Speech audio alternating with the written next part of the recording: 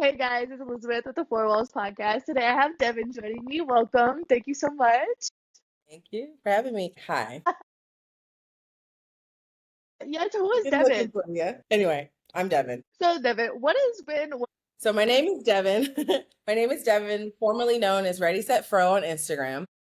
I am a travel content creator and I run a luxury travel concierge business. Our luxury travel concierge business, I promise, that is called Ephemera Travel Design. And there it's like high-end, high-touch, bespoke trips. That's why I'm in Barbados right now because I have a client who's coming down here for their birthday celebration. How fun. And you get to celebrate right along with them. Well, not really. Mm, I organize all the things, but I get my own little vacation out of it, so it's okay. But they're gonna be with their friends, they're going on private yachts, they're having tastings and all of that. I don't want to do that. I want to go to the beach and I want to tan and drink rum. You know what I mean? I'm gonna do that. absolutely. So, how do you go about curating these trips? Yeah. Well, so about like 2013, I'll start from the beginning, okay? Perfect. 2013 was when I say I quit America. I didn't actually quit America, but that's when I say I quit America. Actually, America quit me because I went into work and I got laid off. Like I walked in and they were like, "Hey girl, you don't work here anymore." And I was like, "What?" And so it was like such a movie experience. Like they give you like a box and it has all your things from like the last 4 years in it and you're standing there and they're like, "Bye." And that was like the first time I was like, "Oh, these people really don't give a shit. Like they don't care about me at all." Like I didn't get to say bye to my friends. I didn't get to like like they were just like bye. I walked in, I went down to the office and they never saw me again until they saw me on Ready Set Fro, literally. So from the beginning of the walk that I had, I was like, what am I going to do? Like it was like this panic. But by the end of the walk, it was like, what do I want to do? Like changing and reframing my mind right then has been like critical to like how live in life. Like this is how I just exist now. And so I remember being like, what do I want to do? And my family's Caribbean. So I always knew that there was a world outside of America. Like I wasn't like one of those people who was like, America's the best. I knew that it is the best, whatever, but I knew there was other places that were like, Hmm. and so I always had this like interest in other places. So I wanted to initially go to France. And my mom was like, and I always say this every time I get a chance. It's partly because I had this reframe, but that's because I have an amazing mom. And my mom was never scared. Like, you know how sometimes your parents' own kind of like fears? She raised us to just be brave. Like, we're brave. And so I was like, yeah, I want to go to France. And she was like, okay, I get it. Fashion, looks cute. That could be nice. Is there like a language that you speak that you could go? Because I minored in Spanish, and I was like, I mean, I guess I could go to a Spanish speaking country. Like they're all over the world. And I looked online, and I was like, because I was by myself, and this was before it was like a thing. This is the thing that people don't understand. Solo travel now is like there's there's like stories, and you can follow people online. And it's like crazy. When I was literally they didn't even have Google Maps where I was going. Like I had to get a map printed out and like look at it. They didn't have an app that could translate shit. Like it was like if you wanted to go, you were like out there on the fucking land by yourself. Like good. And so it was real throwback. I I was like, yeah, I guess I could go to like a Spanish speaking country. And at the time, the one that a lot of people were going was they were going to Spain to do like the teach thing. But that didn't start until June, and this was January, and I knew that if I didn't leave within like the next week or month, Hmm. I was not going to go. And so I got online, I found a ticket to Costa Rica for $177 one way, and I packed up what I thought was what I needed, and I got on a plane and I left. And that was it. I left. That was it. And that what was it, 3 months, 90-day amounts of time that I was going to be there has turned into 15 years of travel and a whole travel business. So that's how I got here. Wow, that's so cool. When I put it in this really cute story, it is cool. It actually is very, very cool. At the time, it was stressful. It's cool. I can imagine, especially being in Costa Rica, where it's like Girl, with no Google Maps. I didn't speak the Spanish I thought I spoke also. Like, I got off the plane and I was like, oh, so y'all speak Spanish. Oh, okay. He said they say it's the textbook. Yeah, this is not Senora Klingenpill. This is like a real Latino. What did you say? Come on. What he said. Ciao. It was a good time. And so how long did you end up staying in Costa Rica for? Totally, I was in Costa Rica for 8 years total. The first time, so I was there the first little stint, it was 90 days. That's like the visa. And then within that 90 days, I met my boyfriend, who's now my husband. And so I came back because I had to choose after the 90 days if I was going to go to Spain or if I was going to come back. And so me and this guy were talking, and I was like, well, I'll come back for another 6 months. And then that 6 months turned into a year. And then I got promoted, and eventually, this actually does sound crazy. And eventually I became the director of the school. So I was like hiring people to come. I know, it's like, what? That's a fact. Then I became director of school, and then I got bored with Costa Rica. So then I moved to Vietnam for 2 years. And then, no, no, just let me finish and then we can talk about crazy things. And then in 2019, at the end of 2019, we just decided to go back, which is just as the pandemic happened. So I did the pandemic in Costa Rica, and I thought everyone was dying in the world. So I was like, I got to get home because the aforementioned great mother that I have, I'm not going to let her die in a pandemic herself. Yeah. So I went to, where did I go? So actually, sadly, my husband's father died that year, unrelated to COVID, but he did die. So then his mother had already passed and his father had just passed. And so we were like, well, let's just go home to my mom's house. So we went to my mom's house, and that was in 2020. And then we came, and then we've been living kind of at my mom's house and like traveling out as much as possible since then, until he finished his citizenship. Nice. Story. It's a wild story, actually. It's a lovely story. When you put in this like linear thing, it's actually incredible. But I'm like, oh wow, that is, you did a lot of things. But yeah, so to answer your question, I was in Costa Rica for 8 years. I was in Vietnam for two. I would say collectively probably a year in Europe, and then like a month or two in Africa, South Africa. So how was it moving from Costa Rica to Vietnam? Because those are like very stark different Crazy. countries. Yeah, yeah, yeah. No, I would say, yeah, no, that was crazy. I'm thinking about it. It was wild because it's like you're already working in another language in Spanish, right? But Yeah. like Vietnamese is like not, it's a language, but Vietnamese people speak Vietnamese. Like other people don't speak Vietnamese, you know? So everything has to go through this filter of Vietnam in order for people to understand what you're saying because they speak Vietnamese because they're in Vietnam, and that makes sense, right? So the process of moving, like the actual process wasn't that hard because I had a job before I moved and they helped me. But the living in Vietnam is again, it's different now. That's why it's so funny to watch because I'm like, dang, look at all these little influencer babies like running around Asia with their little GoPro. This is so exciting. No shade, but it's like what I wouldn't give. And I know 2019 is not that long ago. I get that.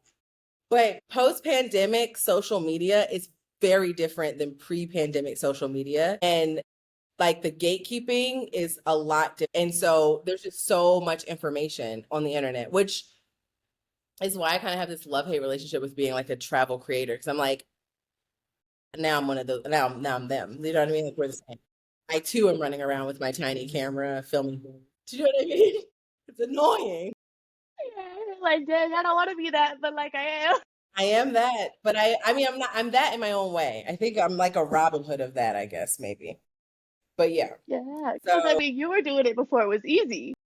I was doing it before it was easy, but I hate to be like the old person who's like begrudging, like upset because technology. It's not even that. It's just like sometimes I'll watch it, I'm like, that's not even the fucking place you should go, bitch. Like, that's not it. Like, you're actually giving the bad information, but because you're in like a fucking string bikini here, people are gonna go, and now you're sending them to a trash ass place. But vaya con Dios, I don't care. Like I, you know what I mean? Like, it's more like that. It's more like Yeah. that to be like upset that they're doing it. It's just like I really want, like I said from the beginning, like I just genuinely want people to travel. Like it's so important for me to for people to travel because I know how hard it was to do all the things that I did, and I know that there's more resources out there to help people do the things that they want to do. That I want to be like, no, this is not gate kept. Take all the information. Like I want to have an encyclopedia of things, and you have a question, you go and find it, and it's not Google. Like I want you to be able to go on a solo trip, a couples trip, a group trip, a cruise, a birthday trip, an excursion, a staycation. I want you to go because I just feel like the more we explore and the more we like interact with other people, we realize that people are just people. And so when you realize that people are just people, there's just a certain level of like fear that goes away, a certain level of hate that goes away. I remember when I was in my stories always start like this, and it's annoying, but here it is. I was in Turkey, and this guy was, I told you it's annoying. I was doing a horseback, whatever, this horseback riding something. Anyway, and the guide was from Afghanistan. And I remember telling him, like, oh my gosh, you're from Afghanistan. Like, I've never been. And he was like, don't go. And I was like, why? And he was like, and I was like, wait a minute.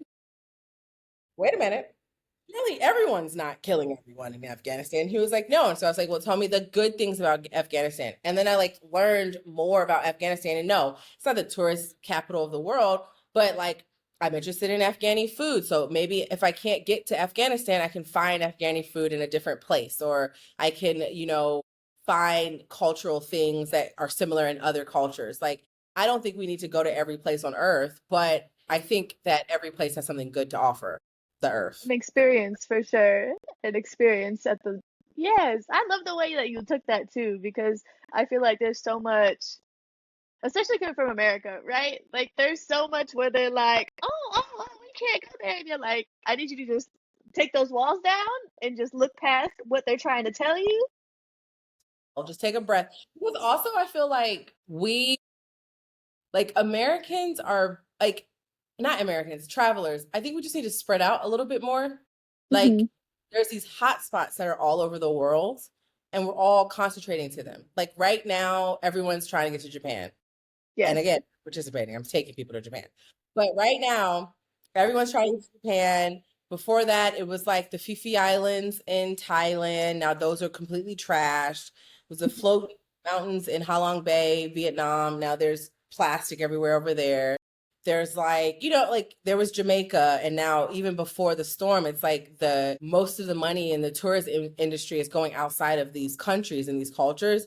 And it's like, I feel like there's this consumerism that comes with like travel that I don't know. It's like the bad effect, but Mhm. you're not going to not travel. Do you know what I mean? So it's like, how Yeah. can we do it better? It's like when we do things like, oh, don't go there. That's scary. That's dangerous. The marketing of it is that it's scary and dangerous. The energy you're taking is that it's scary and dangerous. Your interactions and everything is it's scary and dangerous. And so it is. That's what it's going to be. But if you look at the world as like Afghanistan might not be scary and dangerous for like someone who's culturally from there and lived in the United States. I Hmm. mean, also they could have been a refugee. I don't know. But I'm saying like A doesn't equate B all the time. So what happens is a lot of the marketing is like, I'll take a less controversial one, maybe not Afghanistan, but like Brazil, for example. A lot of people be like, oh, Hmm. Brazil's dangerous. And it's like, it everywhere is dangerous. Like I can guarantee you, you won't go into a mall in Brazil and get shot. Like that's probably not going to happen. Like, danger is like you know what I mean? Like it's like Hmm. everywhere is dangerous. Like there's nowhere that you can go and you're like, nothing will ever happen to me here. Like even in Japan, which doesn't have crime, they had a tsunami. So everywhere is dangerous when you think about it. Yeah. So yeah, I just want to help people like spread out and travel. That's like my main why. And the other thing is, I think travel is more affordable and easier than we think it is. And that's because people don't share how they're doing the thing, you know? Hmm. And so that's why I don't really consider myself a creator or an influencer because I'm like, no, I'm not gatekeeping anything. If I know it, you know it. Like on the way here yesterday, look at me. I don't even work for American Airlines. I don't know why I'm telling you this, but American Airlines was promoting this like card, this online card that you could get like if you sign up. Hmm. Now, I'm a heavy points traveler, so I was like, well, what's the like pros and cons? Because they always gonna try to get you a card, like duh. But this one is actually a really good option because it gives you 80,000 points when you sign on. The annual fee is only $99, which you can afford. And the minimum spend, which is usually like $4,000, $5,000, is Yeah. $1,000 in 90 days. It's like a really good option to get some points. Exactly. So I'm sitting here like, well, I'm just going to put this online because I think everyone should know that it actually exists through the filter of someone like me who travels almost exclusively on points. Like, that's an amazing thing that I wouldn't have known if I wasn't sitting on the back of the plane. But like, I want to get back. I want to try to be the person who just doesn't gatekeep and gives the knowledge out for free. So that's my Yes. Wow. That's so beautiful. You want to like give back, even though it's like, yeah, because it's like people are always doing this thing on social media, like, but wait, there's no catch. Like, I'm not even sponsored. I'm just like, do this, use this information, fly somewhere, girl. Like, you know what I mean? Like, I yeah, just think people don't understand it's possible. And there are people who want to make it seem impossible, and it's hmm not. Because if a little yeah, girl from Mechanicsville, Virginia, which is just as boring as it sounds, the little girl from Mechanicsville, Virginia can travel to 54 countries before the age of 40. You, my friend, can definitely get your ass on a plane this year. You know what I'm saying? for sure. It's much more accessible than people tend to believe, especially with the airline points and stuff. Getting those credit cards and those sign-on bonuses are gold. Yeah. Yeah. So that one was a really good one. But yeah, so I don't even know what the question was, but that's what I said. I love it. What has been one of your favorite countries out of the 54? I knew that was going to be a question when you asked me to be on the podcast, and I had thought I need to think about this because everyone always asks that question. Literally, everyone always asks that question. It's a very hard. I have categorically some favorites, I guess I would Okay, let's say. switch it up then. What is the one that you keep going back to? Fair. That's fair. Costa Rica is one that I definitely go back to a lot. It's like Fern Gully. I don't know if you're familiar with Fern Gully. I don't know how old you are. I am not. No, I'm sorry. It's like a Disney movie that existed when we were kids. Well, when I was a kid, and it was about like it's about the rainforest actually, Fern Valley. Ooh. So, but it's just like this place where you're like, is that real? Like, is that green really that green? Is that pink really that pink? Is that Mm, fuchsia hot pink ass flower coming out of the ground? It is. Like, it's like one of those places where you're like, what? So Costa Rica is just really nice. I fear that now it is a hot spot, so it's become really expensive, and the locals mhm, can't afford to have the life that they once had in their beautiful country. So that is sad. But Costa Rica is definitely one of those places. Japan is one of those places. It's just hard to, you can tell that they take a really big pride in who they are. Japanese people are proud to be Japanese, and they're proud to be in Japan. And mhm, their expression of that is like, I want you to enjoy what my country because I'm prideful of my country. We have the same kind of pride, right? We're American. mhm. Americans love America, what the fuck ever. Japan, they're like, you love Japan, and I want to help make sure that you have a like. Here's a real life story of what I mean. My mother and I were in Japan in July. My mother has a back issue, so she was in a wheelchair, like getting on the metro. We had thought this is crazy because it's a metro, you know, they're super packed. It's Japan, like this is Mhm. gonna be. We finally get to the train platform and everything's in Japanese. And so we don't know how to get into the metro. And there's just like thousands of people zooming by because it's Japan. So we're standing there. I'm sweating. I'm like, me and my mom, I'm like, Mom, ah. And she's like, Devin, we need to do this. And I'm like, oh, just stop. You don't know. I don't know. Nobody knows. No, everyone's Japanese. You know what I mean? Like having one of those like crash out moments. And she goes, Lord, please send me someone with a helpful spirit or something like that. And I was like, yeah, okay. Like, you know what I mean? Yeah. So it was like immediately, just letting you know. It was like immediately, God was like, okay, like you trying to doubt me, watch me work, basically. And out of nowhere, out of the sea of all these people, this woman, and she had this beautiful, I mean, dressed to the nines when she was Japanese, baby. So she had this beautiful little silk shirt on and these like pencil kind of like wide, well, not pencil, but like flare leg, like dress Mhm. pants and this little heel, like just given. The girl ate. And she just walked up, she had a little hair. She's like, hi, do you need help? And I said, well, Mom, who, who did you just summon? This is crazy. This lady comes up. She asks if we need. So she takes us to the front to like go and get on like go through where the wheelchair people go and like where if you need accessibility, right? And of course, they have someone who guides you all the way up the steps, takes you to the train, tells the people to move, and crosses you over, like puts a platform so you can cross over into like the little thing in the wheelchair. And just as we were getting like going through that process, and the lady comes running up, she's like, I just wanted to come back and make sure you were okay. She had left the metro twice, came back and said, do you need anything else as the doors were closing? And it was that's the thing that Japanese people do. Like that's the pride. Like, it's like, I want to show you what humanity can be. So I'm going to be the example. Like, literally, they're the change. They're the change we all want to see. It's Japanese people. Who knew? Anyway, so Japanese is the place that Japan is the place that I've always ever go back. Literally any of the places on the continent of Africa, they eat down. And the people don't know because there's such shitty marketing around, well, Black people in general, but Africa as a continent. Firstly, it's huge. So let's start there. Everyone always like talks about Africa like it's a tiny state. It's a huge country. See, it's not even a country. It's a huge continent. And there's so much to offer. Like, it's so rich. And I will always go back to Africa because it's like the people are just like, I don't know. It just feels like a movie entrance. Every time like someone speaks or you look at, you're like, what? Like, is that a lion and a fucking giraffe and a goddamn elephant come on, you know what I mean? Like, it's really intense. And you're just like, it's like breathtaking, like, wow, like that's crazy. And not just a safari. If you go, their fashion is amazing, their food is delicious and it's colorful. Their like club scene, dancing, like they're just Africa and Africans from Morocco to Mozambique. It is amazing. Also, that kind of slapped. I'm gonna be Like, practice that. That's just right off. I haven't been drinking or nothing. That's just right off the dome. Wow. But yeah, from like, but seriously, like, because you have like, you look at something where you go to like a northern African place like Morocco. Morocco is very different from Mozambique. Very, very different. Couldn't be different, more different.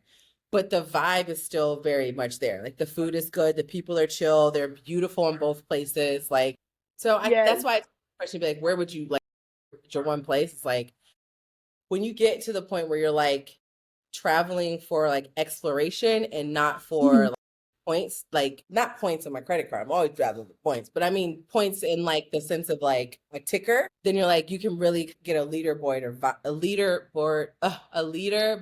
vibes that you're kind of going for.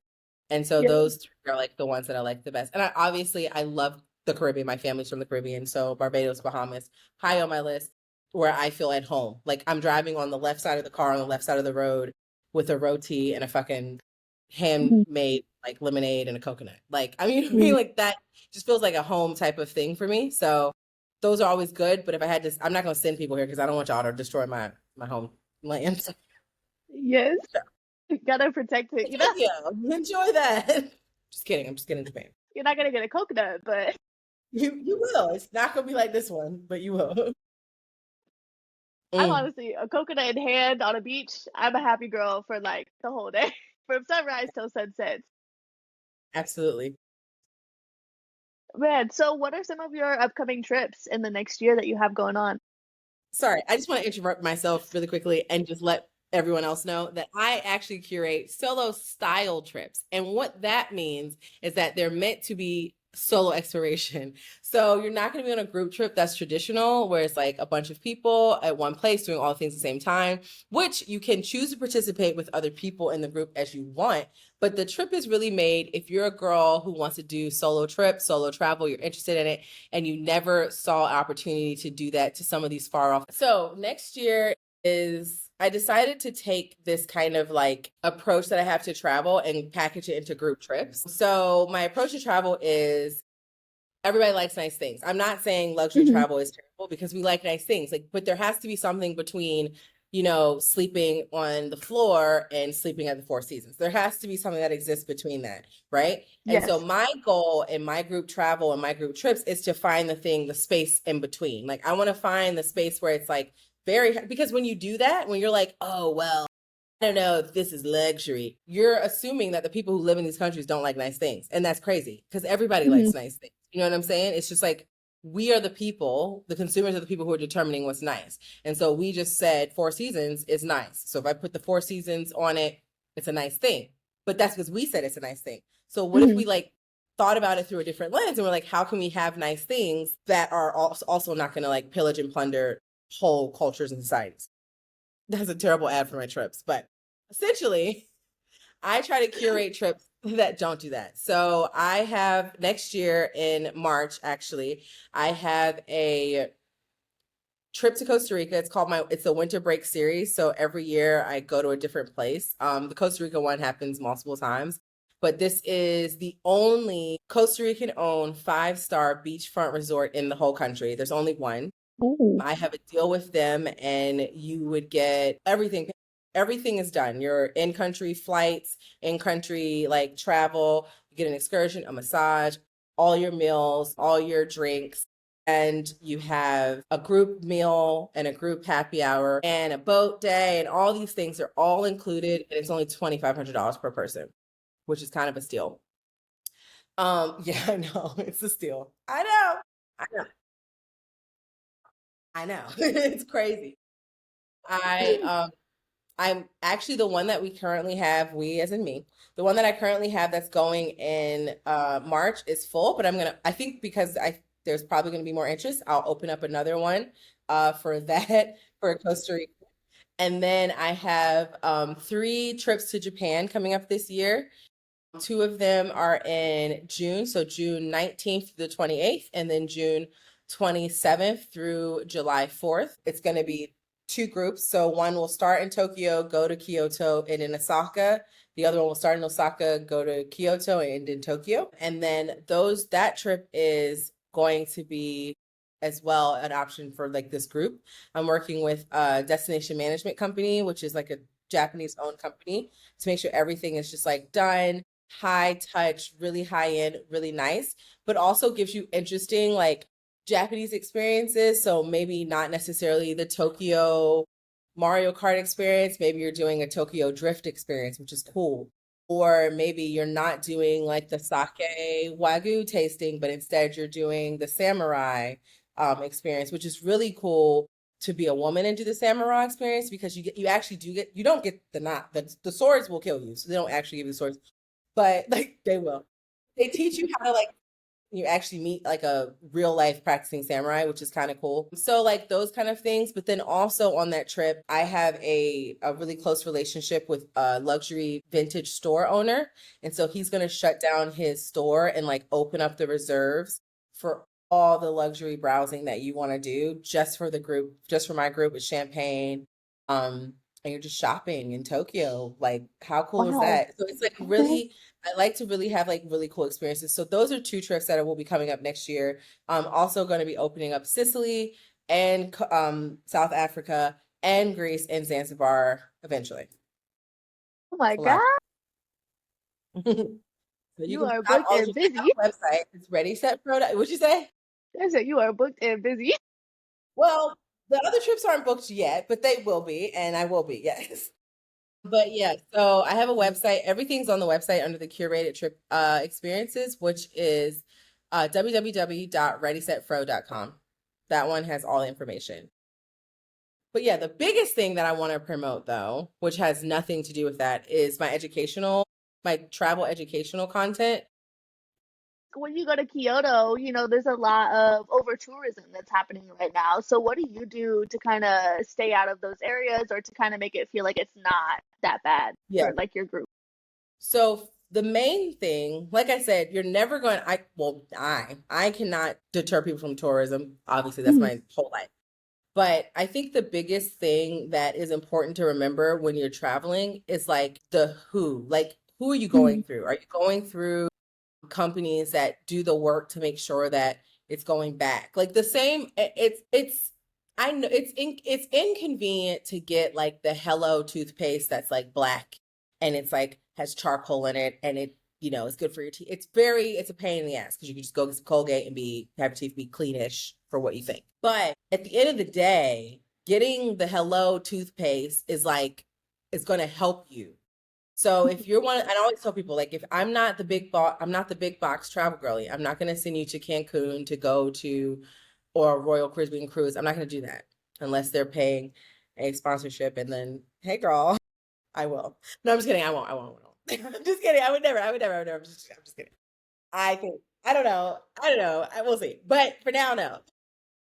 What I'm saying is, when you go to Kyoto, it's important to remember the who and to make sure that you're engaging with companies and businesses that are locally owned and operated. And that's very easy to find out. It just takes like a second to get off of the first Google like page, the highest ranking search. It literally takes 1 second to get off of that and just look. And when you look, you can find, like, for example, a really good example is in Kyoto, they have a lot of like uh type tours, right? Mhm. Yeah. And they're all like local speakeasy tour. And like, yes, the people on the tour are local because they live there, but a lot of people who own the tourism companies are not. So Mhm. it's like if you go through like Airbnb experiences, for example, that's a great way to find local people hosting local things because you have to be physically in the country and local in order to do a lot of those things. So I went through Airbnb experiences and I had one of the best nights on my little Kyoto time. I didn't come home until 5 o'clock in the morning, just a solo girlie having a blast. I met three other solo girlies. We were just out here just collecting them like Pokemons all over. It was great, which is perfect because I was in Japan. So now it feels very apropos to what I was doing. Sorry. But yeah. So like I say all that to say that what I do is I just make sure that I arm myself with information on how to like search things. I get it. Not I everybody's do. gonna want to do it, and there's gonna be people who are like, just wait for that car to go away. There's gonna be people who's like, why are you so loud, bro? There's gonna be people who are gonna be like, okay, whatever, miss 54 countries, now you're trying to save the world. I get it. I can get how that can feel, like how that's the vibes. But it's like I honestly didn't have the understanding of how damaging it was. Like I didn't understand how bad travel was until I even though my family's from the Caribbean, I still didn't understand it until I saw it from the perspective of my in-laws in Costa Rica. Because Mhm. I saw it happen. Like I saw 2013, not a lot of like there was tourism, but not everybody was trying to go. And then when you look now, it's like they have signs in English and like the regular things are more expensive, like rice and like the things you would need to make a casado are expensive ingredients. And it's like, why can't we all just share? There has to be a better way than what we're doing. Mhm. Go to like a place like Kyoto, I just try to make sure that I'm sourcing things through the lens of like the locals and also like participate in their like traditions. If you've ever been in Japan, they're not going to be in like booty shorts and bikini time. They're not going to walk around like that at all. Like it could be 1,000 Mhm. degrees outside. Them hoes got a button up long sleeve shirt. Okay. Like you will never see a lot going Mhm. on. The anime girlies, like maybe, but that's also the aesthetic. But like if you're in a place like Kyoto, I shouldn't like see your butt cheeks, like or Tokyo. Like you have to like understand that you're in a different country, Mhm. and it's like you are also representing your country in that country. And I get it because like no tea, no shade. America right now, baby girl is dusted and busted. But at the end of the day, I'm still American. So when I go somewhere, I don't want people to look at me and be like, oh well, figures. You know what I mean? Figures she's over here with her butt cheek hanging out. She's American. Like, you know what I mean? Like just have a little panache to you, which is funny because that's French. It's all over the map. I'm all over the map. That's okay. We love it. This is gonna be either your worst or best episode, okay? We will have to see what people say because I am yapping. Anyway, keep going. I love what you said about the Airbnb experiences. I recently was in Colombia and signed up, me and my partner, for a salsa dancing class. And it was like this locally owned bar, and this guy was like, "Yeah, like we host like legitimately like a dance school. Like we have people coming in every day." And I'm like, "Whoa, you got us who 1 2 steps don't know what the hell we're doing." Right. And That we're in dance here, saving a and life. everyone's walking in like towards the end, looking like, "Oh God, what are they doing?" And they're But like it all was a fun professionals. They got their experience. shoes. Yeah, but it was such. But now you have your story, and that's the thing. Like you don't get your story until you get like the roti that I got. It was funny because I was on the phone with my one of my line sisters, and I remember I was talking to her, and I was like, I'm not even gonna show you where it is because I don't want nobody to come here and ruin it. But it's like because it's like this little roti shop. They give you a roti literally the size of your face for $11. I'm not gonna put that on Instagram so it can go viral and everyone can take it. Like y'all don't deserve Good. it. But I feel like don't think that's gatekeeping. Like once I see that humanity can travel, maybe I'll give you some information. But like you gotta try first, meet me halfway. Yeah, sometimes I feel like specific locations, because I think that's even been a thing at like smaller owned businesses where they're like, yeah, we went viral and now like we can't keep up. Like we're like it's too much for us. And we're like, we appreciate it, but at the same time, we need a balance. There's no facility, right? Because the internet can give you like a million eyes at one Hmm. time. And you're like, oh, I was really just hoping for like a buck 50. That's all I needed. I needed like a solid 200 people to pay. Like, so one of the things that I sell is my educational material. And it's so that people can know how to travel. Like this year, well, 2026, I want to start taking some of this information from the last like 15 years and I want to put it. So I'm Hmm. building like my own encyclopedia essentially. Like I'm just building like different entries. The first one is flight hacking, Mm. not in the criminal way, but in the better way, where you're like using points because I had to change the title because I was like, this Google search is not going to work well for me. It's actually called Flight Booking 101 or something. Hold on. Actually, this is sad that I have to look it up. No, Actually, I have because to look definitely hacking some flight. like flight. I saw it. And I was like, I mean, it is flight hacking, but if I ever said that on the internet, oh, it's just the flight booking handbook, which I hate is I redundant. like But it. yeah, yeah, but it's basically how to book flights. Essentially, like people fall into kind of two categories. I always talk to a female because I'm a female. We're the best. We're the smartest ones, but also because why the hell not? I don't have to explain that. So in my book, there's like two types of personalities. One is a cash queen and one is a points princess. And the cash queen is like the girl who pays with cash. She has like an archetype. And the points princess is someone who's like, being a little more strategic Hmm. with how they're spending. So what my what the handbook goes through is like how to apply these different things. And like if you're looking for points, this is your link Bible. This is where you need to go to find your point value. This is what you need to do to like make sure you can find the best seats and the points and the da da da da. This is the alerts you need to set up. If you're a cash girl, this is how you get your best value for your buck. These are the best days to book, blah, blah, blah, blah. And so everyone could look at that. And like if a cash queen could go to a points girl and a points princess, and a points princess could look at the cash queen if sometimes she just wants to cash. And then I also have in there like how to do it, how to become a points, like how to get into the travel credit card space. Because people think, oh my gosh, I have seven credit cards that are earning me points. Like I bet you your credit is ruined. It's like actually the credit is very good, okay? Because I'm responsible. You have to be responsible and you have to pay your bill. If you pay your bill, then you get points. So it's like actually helping my credit because I'm being responsible with it.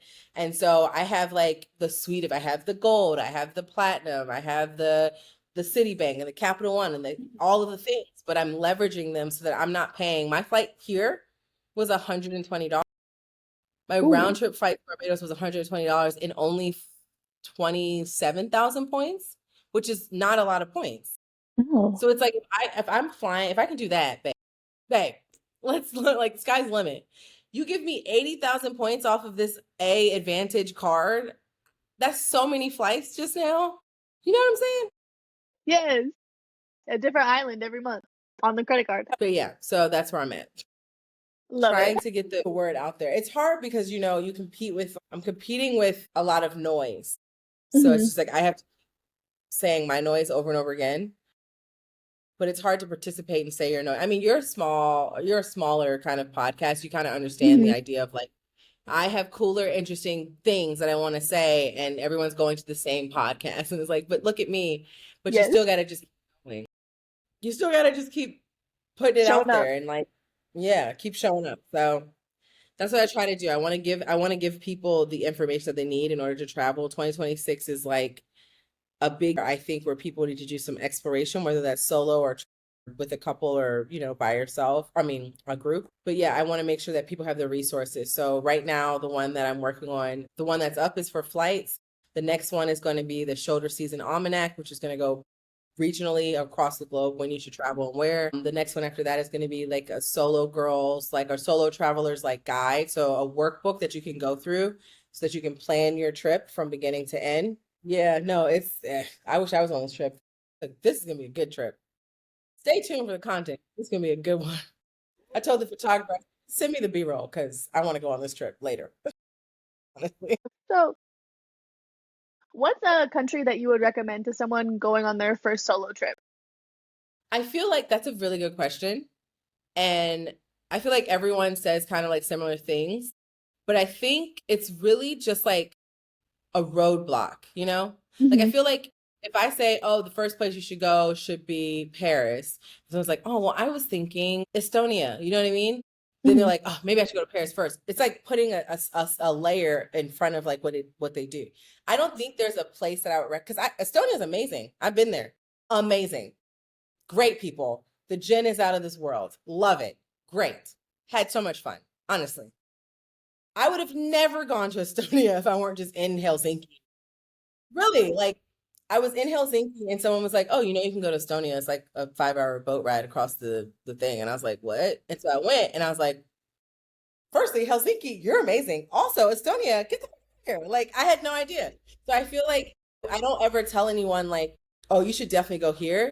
But I think the thing that's more important is like you should go. And that's why I wanted to create a book that you can work wherever you go, you can work through how you can do that solo. Because the things that you're thinking of like, where do I go as soon as I get off the plane? And like, how do I find food and all those things? That's all you can figure all of that out. Like, unless you're going to a place that you're not getting there by plane and you have no food available, which would be no place on earth. You know what I mean? Like, you could go on a cruise somewhere, but you know what I'm saying? Like, it's Yeah. all figure out. So I don't think that there's anywhere like there are places that are just user friendly. Like Japan Hmm. is very user friendly. I would say it depends if you want to go to beach. Yeah. There's almost 200 countries in the world. I would say probably to avoid a place that feels very comfortable. And the only reason I say that is because I feel like solo travel should like push you into like wanting to do something out of your comfort zone, you know? But solo travel doesn't have, and that's the other thing, it doesn't have to be Estonia. You could literally go to Jersey. You know what I mean? That could be a trip that you've never taken by yourself. The very first time I went somewhere by myself, I went to the movie theater. I went to see a movie by myself. And I remember being like, you Lit. go to the movie? This is fun. Yeah. And then I was like, the next time I was like, I'm gonna go to eat by myself. And I went to a restaurant by myself. That was like the first time. But getting over that today, I went to that roadie spot and I tore that thing up by myself. Like, girl, yeah, I'm eating at this. Like, it's like those are the steps that you take. So it's like you just need to go. Like, don't think of how and who and what. Like, there are Hmm. people and full searches that you can go through to get those answers. But if you say, I want to go on a solo trip and my first solo trip wants to be Estonia, I promise you, if you go solo in Estonia, there's 1,000 things that will come up for you. Yes. So go. The age of information is beautiful. It is. And I love that advice too because you don't necessarily have to start with like, oh, I'm gonna just go all the way to Thailand. You could like it starts at home. Like take that weekend trip, go up to New Hampshire from New York, or like that's such a good little Literally. intermediate step that I feel like a lot of But people are people scared to don't. do that because you're like, exactly, because you're like, oh man, if I go to New Hampshire, what am I gonna do? And where am I? This is the same questions that you have to figure out when you get off the plane Mhm. in like, Barbados. It's the same exact thing. So if you practice doing it incrementally in a place that you feel comfortable, you can just go get a hotel room in a city in your state. Like just go. And Mhm. this just like enjoy yourself. Solo travel is about having fun by yourself. I have so much fun by myself now that I literally have a husband and I travel by myself still. Like I am so entertaining to myself that I'm like, it's like he has like fucking two wives. You know what I mean? Like I could go, me could go on a trip every other week, right? So it's like I don't have that. Once you train that thing of like, I just enjoy time by myself. I enjoy journaling. I enjoy eating my food or not. I enjoy having water and just sleeping like a starfish across the bed. Like, just find out the things that you enjoy by yourself. Because if you're defining all of your experiences through a group, you don't even know what you like by yourself. And that is why, not to promote my trip again, but my trips are solo style trips. That's the part that's important to know. So, the trip that I was telling you about Costa Rica, it's not like hey guys, I have a little flag here and I'm like, meet me at no, you're on your own. So the only thing you see me is like, hi, welcome to the next 5 days of your life. They're going to be amazing. I'm available on WhatsApp. and you're actually moving through your own itinerary. So you're going on your own excursion, you're going on your own activity. So that's what makes my trips a tier above the rest because you're not on a group trip. You don't have to be around a bunch of people that you don't know all the time. You're on your Hmm. own trip. Like, I want to go on this trip. I just want other people to know I'm there. So I'm going to go with this also there. So that's also a thing. I places. These are the trips for you. So, what got you into traveling? What was that push factor for you? So much happening right now. I know you got, I mean, work. You got to make sure It's in it's real working. life. I do have a fun job, but it is a lot of work. But I'm grateful. I always have to remind myself that I'm really grateful that I was able to curate my job, like a life that I want. I have the life of my dreams, and I want other people to be able to experience that 'cause it's nice. Yes. Oh, I love that. But yeah, so like what was that push? Like besides the fact that, you lost like you got laid off, Yeah, like I know I that's did a a push, study but abroad. Yeah, no, I did a study abroad when I was in college. I went to Guatemala.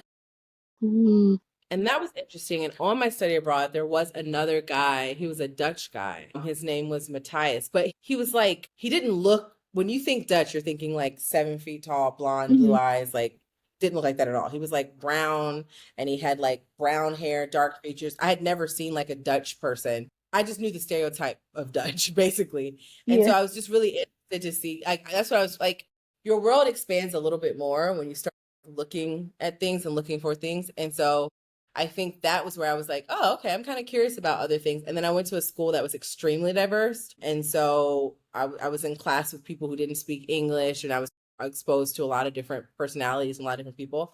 So I think it was just like that. There was always a curiosity to like explore just because my foods at home were different from the foods that people had. So I always knew that, the world was big. But then I started to see how cool other parts of it were. And I was like, okay. And the thing that's really funny about this whole Dev the Traveler is that I have a crippling fear of flying.